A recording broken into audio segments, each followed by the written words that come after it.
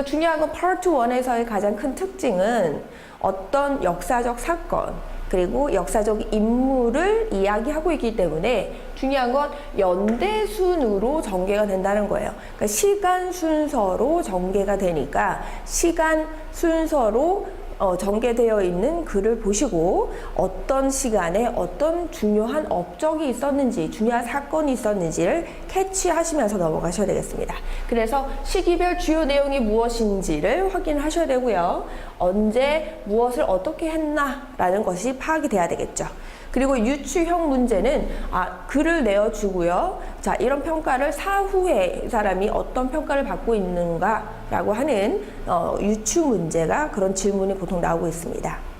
자, 파트 2에 관련된 것은 매거진이나 뉴스페이퍼 등의 시사적인 문제를 주로 다루고 있어요. 자, 예를 들면 21세기 생물학이나 의학 등에 관련된 내용들이 바로 파트 2에 주제가 많이 되고 있거든요. 그래서 파트 2 같은 경우에는 기술적인 현상이나 어떤 시사적인 문제에 대한 정의를 맨 처음에 소개를 해줍니다.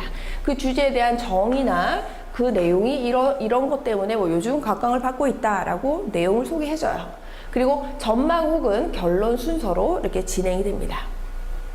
주제의 핵심 내용이 보통은 영어에 관련된, 그러니까 영어로 쓰여진 글은 핵심 내용이 보통 서두에 있는 경우가 많기 때문에 글 초반, 서론 말고요. 본론 맨 처음 거기에서의 내용이 보통은 다 이 글에서 전달하고자 하는 핵심 내용이 돼요. 그래서 서두에 많이 주제가 언급이 되어 있다. 그래서 첫 문장을 읽는 게 굉장히 중요하시고요. 각 단락, 패러그래프로 구성되어 있는 곳에 첫 문장을 꼭 잘 파악해 주셔야 되겠습니다.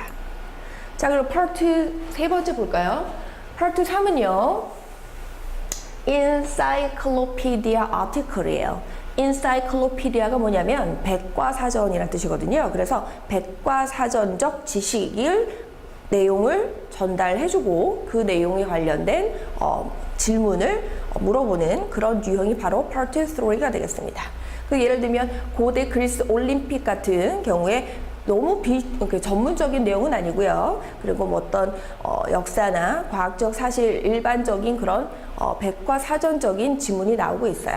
네, 마찬가지로 주제에 대한 정의나 내용 소개를 해주고 그리고 주제 핵심 내용이 보통 어디에 각 패러그래프의 서두에 언급이 되어 있으니까 이 단락에서 얘기하고자 하는 부분은 어디에 있다? 서두에 있다. 그래서 서두의 내용을 잘 파악하셔야 되겠습니다. 자, 파트 4, 네 번째 마지막이죠. Business or formal letter예요. 그래서 비즈니스에 관련된 어떤 공식적인 편지글이 바로 파트 4의 내용인데요.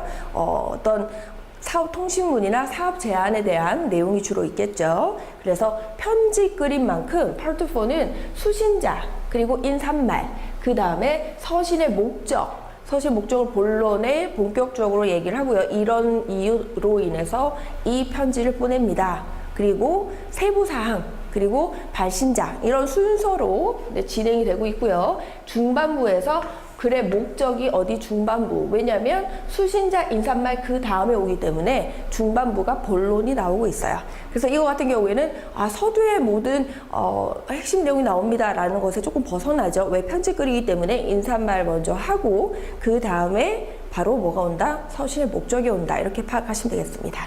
그리고 후반부에는 뭐가 올까요? 차후에 대한 약속이나 그리고 제한 내용, 이렇게 차후에는 이렇게 하고 싶다라는 내용들을 후반부에 나올 수 있겠죠.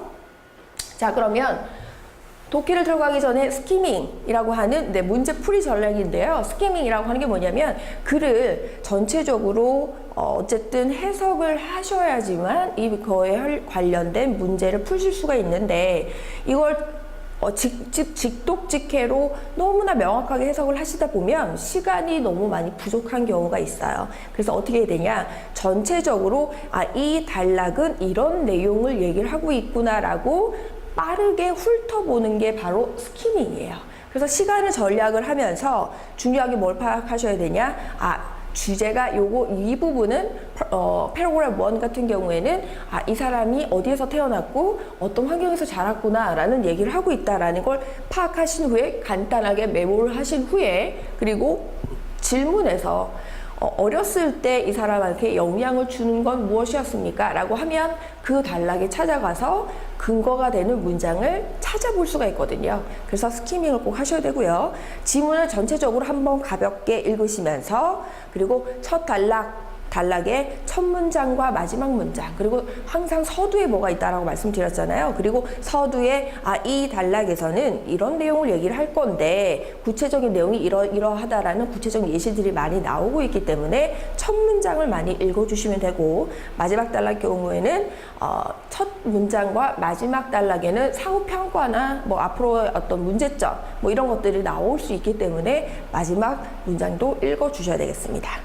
자, 그리고 어휘 문제가 있어요. 어휘 문제는 사실상 모든 어휘를 다 알고 계실 수 있는 건 불가능하거든요. 그렇기 때문에 문맥적으로 봐서 이 어휘가 이런 뜻이겠다라는 것이 파악되는 정도로 해석을 해주신다라고 하셔야 돼요.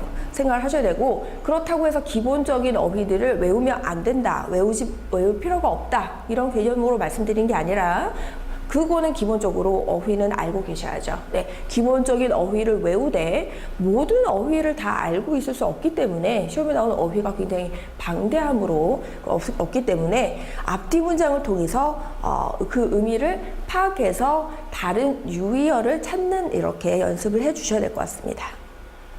자, 그리고 패러프레이징은 뭐냐면요, 같은 뜻인데 단어가 달라요. 이걸 뭐라고 해요? 유의어라고 하죠. 그 유의어로 바꿔서 표현되는 경우가 단어뿐만이 아니라 문장에 문제를 물어볼 때도 본문에 나온 내용과 똑같은 뜻이지만 단어를 좀 바꿔서 같은 의미를 표현하지만 단어를 바꿔서 내고 있거든요. 자, 그렇게 동일 단어로 똑같이 사용되지는 않는다 하지만 의미가 비슷하게 사용된다, 이렇게 기억을 해주시면 똑같지 않은데 정답이 없는 것 같아요, 이렇게 오류를 범하지 않을 수 있을 것 같습니다. 자, 그 다음에 파트 1 이제 한번 볼까요? 파트 1은 Biographical narrative죠. 그래서 전체적으로 지문을 다 스키밍으로 전체를 다 읽어보시고요. 그 다음은 각 단락에 서론, 이 얘기를 하고 있구나, 본론은 업적에 대해서 얘기하고 있다, 그리고 결론은 굉장히 좋은 사용평가를 받고 있다, 이렇게 서론, 본론, 결론 이렇게 표시를 좀 해주시고, 그리고 글 제목을 보시면 글 제목에는 그 위인 혹은 별칭, 뭐 호라고도 할 수 있죠. 그리고 단체명이 나오고요. 서론에는 이 사람의 어떤 성장기에 대한 그 대상, 이 사람이 어떤 사람이다, 어떤 평가를 받고 있는 사람이다라고 하는 대상에 대해서 서론에서는 소개를 해주고 있습니다. 그래서 서론에서는 뭐예요? 서론에는 대상을 소개해 주는구나. 그 다음에 본문에는 어떻게 인물의 성장기, 그리고 본문 그 다음부터는 이 사람에 대한 업적 활동, 그리고 결론은 이 사람이 언제 죽었는데 후세 평가가 이러하다라는 내용으로 전체적인 구성이 굉장히 다 비슷해요.